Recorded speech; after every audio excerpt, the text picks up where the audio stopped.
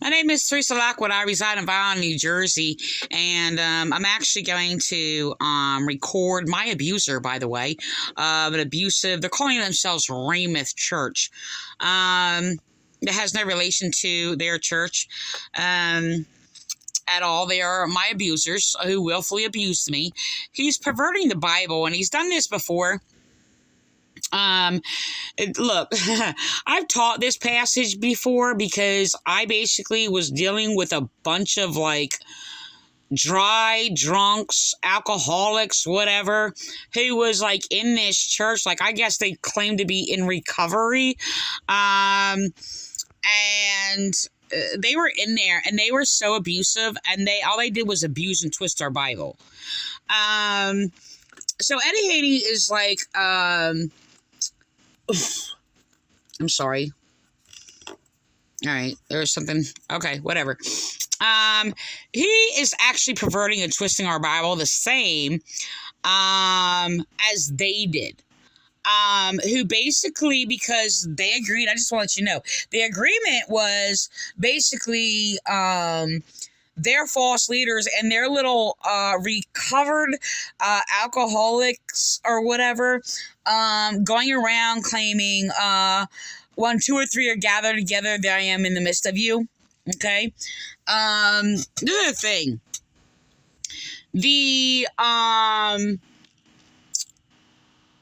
I was in prison to this actually dry drunk. I never knew them when they were drinking. Apparently they had self-claimed recovery for I think it was around 13 years or something. I'm not really sure. And so I wasn't in the group, okay? I never abused alcohol.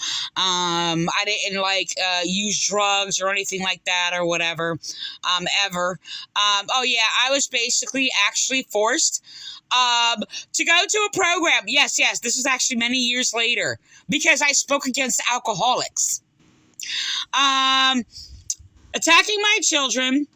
Okay, because I basically spoke against, the monster that I was in prison to. So they said, because of what I'm going through, they ignored abuses. Me being abused, ignored it and sat there because they wanted me to empathize with these psychopathic freaking drunks and drug addicts or whatever. So they basically said, you might become an alcoholic because what you're going through. This is what they did. And they slandered me. Never became a drunk. Never become an alcoholic. Matter of fact, I am triggered. And I'm going to say this. When I was going through torturous abuse for years and I asked for help and I was in prison to my rapist, who was prized and praised as this, recovered alcoholic and all these other things or whatever, because apparently he was the worst, according to all these encounters, the worst drunk in Bridgeton, if you will. Oh, it was terrible. But this is how I got connected with this. I actually got stuck in Vineland, right? And I basically wound up connecting to these people who were, I guess, AA members. But they had all these years sober, if you will. Okay? Actually, no, let me say this first. The husband was. So, the thing is that they actually turned her into an alcoholic. She was not an alcoholic in the beginning. Okay? So, the thing is, let me back. I can't find a place to put my arm. Sorry about that. So, this is the thing. I get triggered by drug abusers. And it wouldn't matter if, because of the abuse, one way or the other, I think I would be, not in a traumatic way, but the reality is, it's a horrible thing. Okay? The thing is that I basically wound up in this forced non-relationship. I'm being in prison to my rapist, okay? And try not to cry. I gotta move on. So the thing is that, all right, whatever. I'm gonna cry. I'm trying to do these videos without crying. So whatever. I think it's gonna happen. All right. So the thing is, I was in this abusive relationship or whatever. Now the thing is, they told everybody anyway that they were like, you know, sober and clean or whatever, and all these other things or whatever. And they were abusive to me. All right. And the thing, no, I was only raped once. I was not continuously raped. I was physically abused because I did not want to be with them. Okay. So, I'm gonna cry. So, the thing is they wound up. I basically questioned this thing about them having like marijuana, and they denied that they did any of that. All right. So, I mean, I wouldn't recognize it, not because I didn't really know about it. I don't think I would, because it's like I didn't look at this person like this is my rapist. All right. I never had a relationship with them. I never was like willingly like intimate with them or anything like that. I never even hugged this person. I mean, the closest, like, they tried to hug me once or whatever. This was actually before I was raped by them, but they tried to, one time they tried to put their arm around me, and I just kind of like shrugged them off or whatever. And it was really strange. It wasn't, the thing is, I didn't think of anything of it, because it wasn't sensual, or anything like that. And it was really very uncomfortable. And it was just like, they actually like try to pull me close to them and then dig their nails like into my arm, and it hurt. And I was just like, I just like shoved them off. That hurts. And like try to avoid it or whatever. So the thing is, they manipulated and used me, because I basically, like, before that, like, I mean, I babysat children. I had a number of people going, telling me to visit their grandparents and all. I mean, there's a 1, 2, 3. Okay, I think they're the fourth one. They wanted me to visit like this woman because she didn't have any legs, and she wanted me to sit with her and things like that or whatever. So, you know, that's how that went. And I wound up homeless, and that's okay. I'm going to go past that, but that's when it happened or whatever. So I was about 20 years old. And so the thing is, it's just like, I tried to get away with this person, and I asked for help. I did all these things, and he would actually literally sit there, and so nobody would hear me, call me mentally ill, which I was not mentally ill. So this seems to be a trend of abusive people, by the way. So throughout the years, there was like a few times where it was just like, yes, like he tried to sit there when he would abuse me. He tried to sit there and actually even denying that he even did that. And then because I like caught it a few times or whatever and questioned it. And he would just sit there and say, oh, it's my worker, it's just the Mexican, it's not mine. So they do their thing or whatever.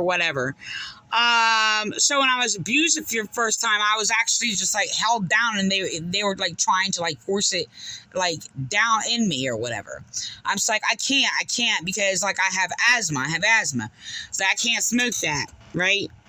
And like I actually vomited like a couple times, yes. I did sit there and like smoke it, but I still vomited. And I was trying to hope like they would like not make me smoke it. It did not happen that way. Now I didn't smoke it, so they try to force it again, and that was actually, I mean, I ran through like probably a mile through like the woods away from this guy, and he tried to drown me in this like little, it was like in the middle of woods and nowhere, a dirt road, right? And it was kind of like, it was not like, it was like a slant hill or whatever, and the bottom of it was like a pond, like a small pond. It wasn't a lake, but it was a small pond or whatever. And he actually tried to drown me in this pond or whatever. And so I basically tried to like get away from him running or whatever, and then he started talking nice to me or whatever, and and then he was like sitting there like trying to get me to like smoke the stuff I wouldn't. And then it was just like, okay, I'll take you out of here. I didn't know where I was. So I went with him or whatever, and he sat there calling me crazy and everything else like that or whatever. And he was sat outside of this place or whatever, sitting there saying, you need to be admitted, you're crazy, and all these other things or whatever. I went in and I asked for help, and I told them what happened, and they completely ignored me because he was sitting there claiming and saying, oh, she's mentally ill, she's crazy, and all these other things or whatever. They wouldn't listen to me. So the thing is, it's just like, a couple times I smoked it, and one of them was even with somebody else or whatever, but I only took like, a couple like drags off of it or whatever, and I didn't inhale or anything because I was going to throw up if I did. And the thing is that like I just didn't want to, but the thing is, it seemed like the pattern that he was using it in, like he was trying to put it in my system, like it was around the time he was abusing me, and it seemed like it was just like going to be in my system or whatever. So it was just like I wouldn't say anything, and there was like something that would be like shameful for me. Now the thing is, it's just like I didn't like smoke this stuff or whatever. So the thing is, it's triggering. It triggers me. I'm really traumatized by it. I even was actually blocked off of Daily Journal because I basically fought against people trying to exploit PTSD, by the way. Me having PTSD, sitting there, exploit it. Or I suffered trauma. I didn't think I had PTSD at the time or whatever. But I basically was going through trauma. I think there's a distinct different line. So, I mean, I do now, but that was continuously going through more trauma and more trauma and more trauma. So the thing is that I think shortly after that, like it, he didn't do anything. I know there was one time when he tried to do it again. He tried to pin me down. Now I never I don't even like, it grosses me out to think about it. Like kiss this guy or whatever. And I didn't want this guy touching me, right? So he tried to like force me down, hold my face down or whatever. And I'm just like, I'm gonna throw up. So I did smoke it or whatever. I didn't inhale it or whatever. And I respond. Like I actually didn't have to throw up that time, but I responded like I was going to throw up. And, because it was just like, I mean, I was actually scared. I mean, I didn't really know much about that stuff. I thought I could die if I smoked it. That's what I thought, actually. But, so the thing is, that was like the last time, I think. And, so the thing is, like, it's very traumatizing to me. And, so this is the thing. These people, I mean, I try to even talk to these people, but these people, it does not matter. I've said it like a number of times online, so many times, and I'm just like, there's something evil about them. They sit there and get addicted to drugs. They do all these things or whatever, and like I just didn't trust it. And the thing is that, like, when I went around these people, like I was around these people, they came around to the family that I was like, babysitting or whatever, and it was just like, and like he was around or what have you, and like, I mean, they because like I tried alcohol a couple times. I didn't like it. I don't like things that mess with my head. And this is actually, I think that was before, like well before that, actually. I talked to these people, and I asked questions about, their life or whatever. So it was before this happened with Dawn or whatever. And so it was like well before that. And they actually it was weird. It was almost like they were like trying to imprison people to like either become like drug addicts or alcoholics or something like that. And I think that's what happened to the woman who actually I was babysitting her kids for. I was actually a nanny, a full-time nanny. And, you know, I mean, she drank occasionally here or there or whatever. But the thing is, like, I told this person, like, in the beginning when I encountered this person, they would go over there all the time.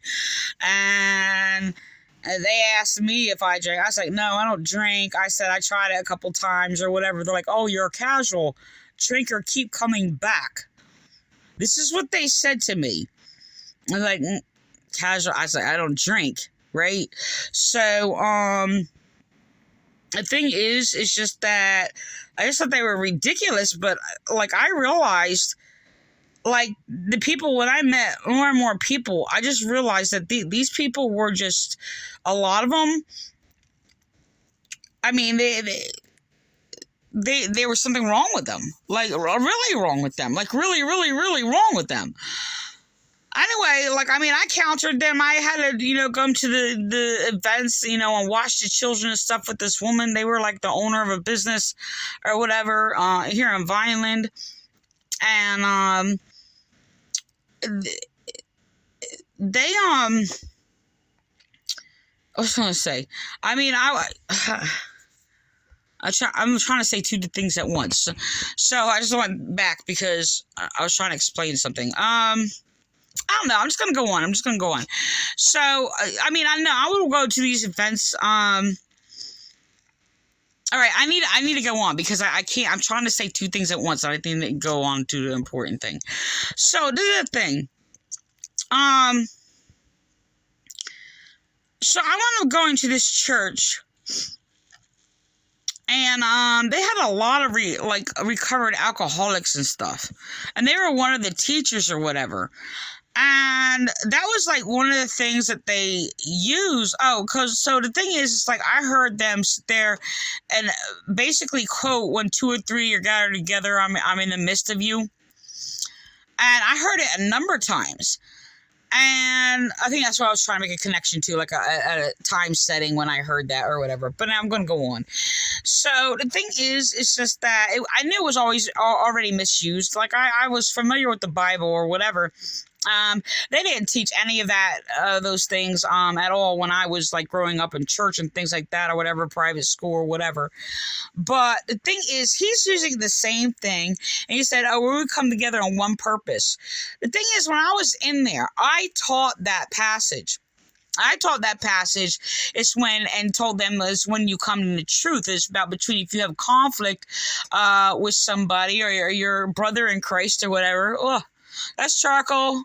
Ow, my nose. I just noticed it. Sorry about that. I don't know how to get it off. I gotta wash my face again. I thought it was off. I just noticed it because I don't look at my screen really when I'm doing this, but that's terrible. So the thing is that and trying to reason with these people, they were very manipulative. They were very abusive. But when I wound up, you know, teaching what was in the scripture, I wound up teaching this passage, and they would quote these things that was completely, like a number of things that was against this passage, like no gossiping, no all this or whatever. And I was just like, well, when Jesus taught, you know, if you have a problem with your brother or your brother sins against you, go to him and tell them between your brother and their fault alone. If they do not listen, go to another. Right? So I've actually encountered that experience where I was actually just like being bullied and mistreated or whatever. So I went to the so-called Pastor Dawn Reed, which basically isn't wanted to be just a false, manipulative, abusive pastor. So, you know, yeah, it hurt because they mess with your head. They sit there and call you your friend and everything else like that. And it's just like, they're psychopaths. That's all they are, is psychopaths. And, so the thing is, you do it naturally. Like, it's not something you actually have to read out of the Bible or even know it's in the Bible, like it's in your conscience. Well, they're trying to copy like my teaching about conscience or whatever, correcting them and their whatever. But I'm going to go on. So The thing is that their teachings were in conflict, but I wound up being in the same circumstances as I was actually responded or whatever, and you're gossiping. And I wrote about it years after, like a number of times over and over and over, because I wound up getting in this situation where it was just like I was being attacked for teaching the Bible or reading Bible, what it says in context, against their false teachings when, people gave their text read from the Bible or read from some textbook, not from this book or whatever, that was in conflict against the Bible or what have you. And they would slander me and get people to agree with them, and then sit there and said, oh, when two or three are gathered together, there I'm in the midst of you. Why they excluded me? Slandering me. When I confront them and try to reason with them and talk to them, they would just like mentally abuse me and harass me and like make up all kinds of lies about me. Then they sit there. So, I mean, if I go to somebody else because of the abuse and I can't talk to them after I tried a number of times, they're like, oh, okay, well, that's when I was suggested to go to Lee King. And then Lee King started, like, their false minister, Lee King, started, like, making up all these passive-aggressive, like, attacks or whatever, making up these rules, like, don't use the word like, it doesn't matter, it was, like, tied to, no matter what I said, it was, like, tied to making up a rule to anything I said or did. He attacked my poetry. I mean, he attacked, like, everything, no matter what I did or said. It was basically, these people are spiritually dead. So what they do is they basically kill every life around them. That's what they do. So, the thing is just that, I mean, I try to go back to that class. I try to be kind to them, and they continue to do the same thing. Slandering me or whatever. Sitting there saying, oh, don't listen to her. And make up some lie about what I believe that I don't believe. So I wound up going to Lee King's class, and like he was like started to be mentally abusive, and I kept going back and kept going back, showed them kindness, talked to them or what have you, and it was just awful. The thing is like I just grew up around abusive people. It's not that I expected it. It was just like I expected to sit there and reason with somebody who was freaking evil. Maybe it was my foolishness, right? Like, try to sit there and show them kindness and whatever, no matter what. That's what I did. They didn't know kindness, so I basically went to them and basically showed kindness, right? And, there was a lot of reasons why I went there. To sit there and, first of all, just, like, be connected to people. Basically, another reason was, I actually just talked about it today, or whatever. I didn't mention their church or whatever, but it was, like, a thing that I did to keep my children away from, my abuser and keep them separated, right? But I had abusive people around me, and it was just, like, when I went to church, it was, like, the same thing. Not everybody. So, I was like, okay, well, let me have, my children, like, play with other children, or if I had these thoughts that I've came up with as just like connected to like just keep connected to people, like keep connecting to people, it's just like it's safer, even though there's like just these people, it wasn't safe. And the thing is, they use this whole mockery thing or whatever, talking about a safe place and all this, and they're mocking it, right? Because I was told by Pastor Dawn Reed, because I basically talked to her about the abuses, the rape. I didn't detail the rape, so I don't know. I mean, I found it kind of indifferent when I explained it to her, and I reached out and tried to get help or whatever. That was just like there was just nothing. And but I described the situation of what happened, right? And I was just like, I don't, I told her, I was just like, I'm a celibate, I don't have sex or whatever, and things like that. They mocked it, by the way. They mocked me being celibate, and so, the thing is that I just try to connect the people. It was just like, she's going to sit there and say it's a safe place, and these people are going to mock it, or whatever, and turn it into something different, or whatever, and then, like, do all these evil things and call it a safe place. But she's basically told me, if you need some place to go or whatever, you come here. Like, we have a prayer closet if you want to sit there, and have time to yourself and pray and do all these things or whatever.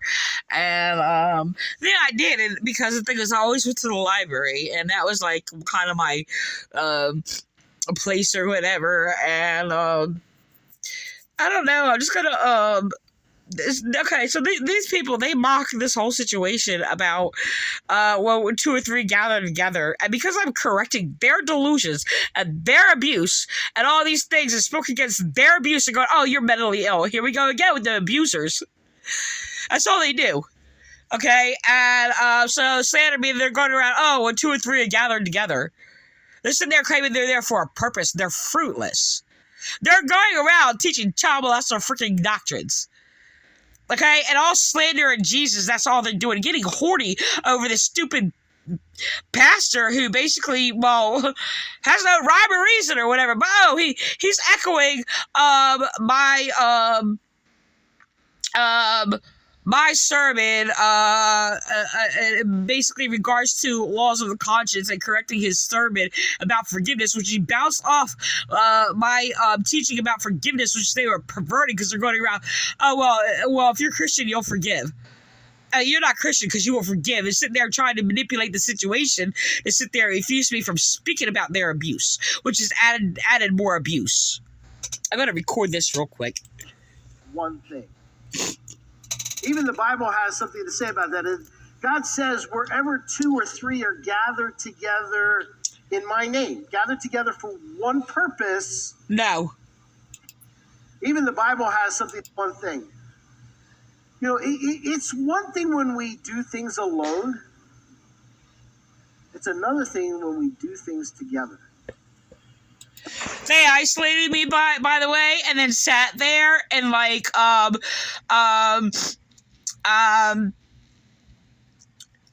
basically trying to bash me for isolating me, for being isolated. They were the ones isolating me, by the way. Why? Because they're evil, that's why. So, I'm gonna go on. One thing.